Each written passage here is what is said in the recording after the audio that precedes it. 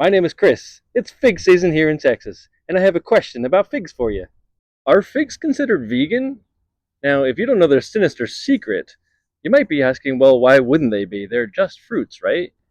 Or are they? First of all, technically, they're not actually fruits.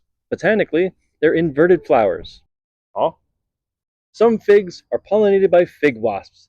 These fig wasps, they crawl up inside of a fig, lay their eggs, and die. They are completely digested by the fig. Really? But for these types of figs, which are mostly grown in the Mediterranean, it's debatable if that makes it non-vegan.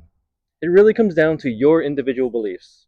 Most vegans believe that these figs are vegan because the wasps were not intentionally exploited for this naturally occurring pollination process. But you might not be most vegans. The good news is the vast majority of varieties that we have in the US are self-pollinating. They don't need a wasp to help them out. So these self-pollinating varieties are most assuredly vegan. I'm not vegan, but I found this to be pretty interesting. Cheers.